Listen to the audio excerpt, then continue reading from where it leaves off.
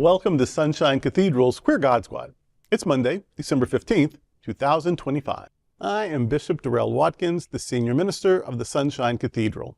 With me today are Bishop Robert Griffin, my husband, Reverend Dr. Ann Atwell, and Reverend Kevin Tisdall. We are the Queer God Squad.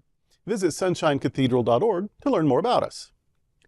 Queer God Squad was created by Hotspots Happening Out to support our mission to explore the value of faith in the LGBTQ community. There is no streaming TV show like this in the entire world. In 2025, we are celebrating the 40th anniversary of Hotspots magazine, with Queer News Tonight sharing over 11,000 stories and 11 million views so far. We are the largest nonprofit LGBTQ media organization in America, and we encourage you to support our mission to inform, entertain, and educate our community and allies. This is the Sunshine Cathedral perspective. The Queer God Squad considers when blasphemy is a righteous way to empower queer folk.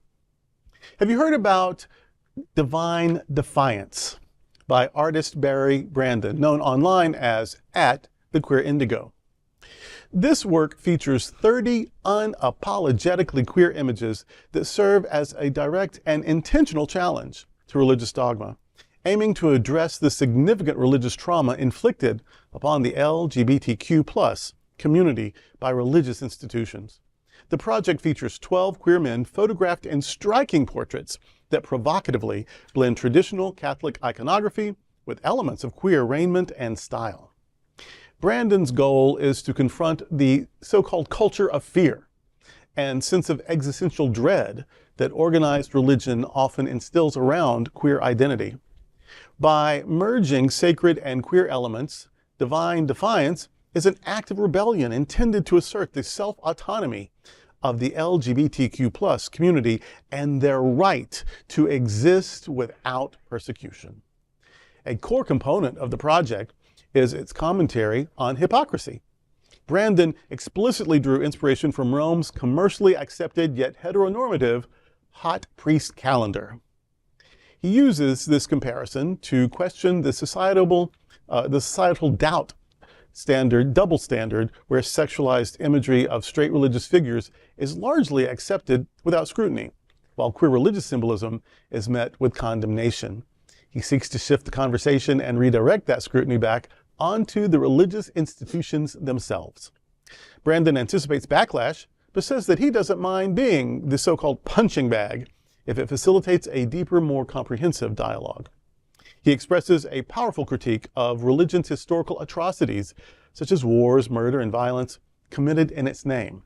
Divine Defiance uses provocative artistry as a disruptive force to question religious power and enable reflection and healing from religious trauma. I got a little tripped up there because when I was talking about the priest of, I remember we got the calendar that time. We were in Rome and we got the sexy priest of the Vatican or whatever calendar, and yeah, they were pretty hot. But then back to the present moment. This artwork, these images, I think are powerful. I guess I haven't seen the whole thing, but in the reading about it online, I guess I saw maybe half a dozen photos, and they were beautiful. I mean, they're goth, a little goth, whatever. There's a lot of sort of rough playfulness or whatever, but that's the point, is that it's taking images that were used to instill fear or shame or guilt and turning them into toys to play with, turning them into things to enhance your sex life or to express yourself in some sort of camp and dramatic and fun way. And I actually think that's very, very healing. Art is very powerful. It is innately spiritual. And I love that they are taking what hurt them and using it to heal them. Yeah. We do that with the Bible here. And we have a lot of fun with it. We will make fun of things in the Bible if they're ridiculous, and a lot of them are. I mean, you cannot read about a talking donkey or a talking snake or somebody walking on water or somebody living to be 900 years old or a virgin getting knocked up. You can't read those things without a chuckle. Now, then you look for meaning, you find meaning, you interpret it in lots of ways so that it becomes meaningful and powerful. But those stories that were used to create shame about your body, shame about your sexuality, to put you in your place if you were a woman, or if you're a child, or if you're some sort of minority, to be able to laugh at those things is healing. And then to be able to use them in liberative and empowering ways, also healing. Well, they're doing that too, it seems, but they're doing it completely as art.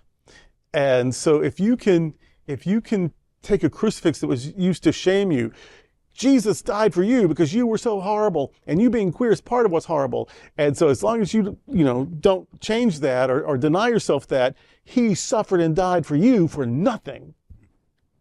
Or I can take that crucifix and use it as a sex toy. I mean, I think that's freeing. I think that's powerful. And so I don't think this is from some non-Christian attacking the faith. I think these are former Christians confronting their abuser. And maybe some of them still identify as Christian. So if this is how they do it, it doesn't hurt anybody. And if you see it and are offended, well, don't look at it anymore. But this self-expression is part of healing, is part of resistance. It's part of saying, I am in charge of this.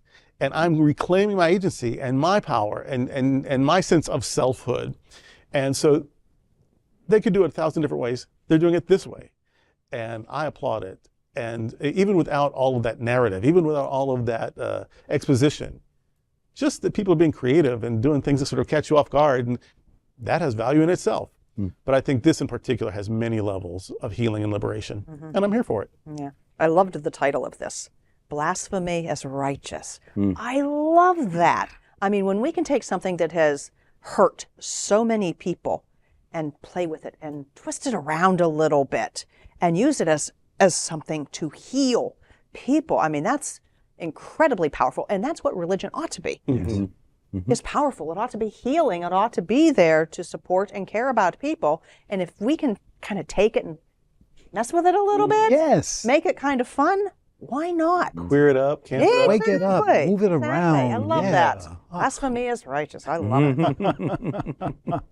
I remember many moons ago, I was visiting Vatican. I got my first priest calendar, and I thought, well, isn't this interesting? It's like, oh, Father, and you go, oh, Father.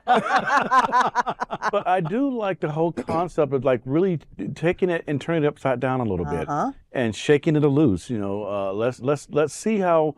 Let's explore how we have been hurt and how we can claim power and authority back over the symbols and images that have been used to hurt us or to deny us. I remember going to a friend's funeral once, and it was his dad's funeral, and we were explicitly told that if you're not of the Catholic faith, then please refrain from taking communion.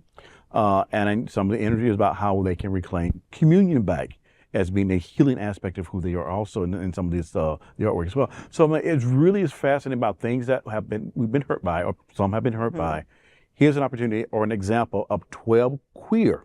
Now, like it's 12, Jesus saying there's 12 queer people doing this together in community and saying, it's almost like, hey, we can do this, we got this, and we're gonna show you how you can heal yourself from things that have wounded you in your past. And it's what religious art does anyway. Yes. You see the Blessed Mother with her foot on the head of a snake. Exactly. I mean, that's an image. That's a powerful image of overcoming, and the snake represents, whatever evil or whatever, and she's on top of it. She rises above it and keeps it under control.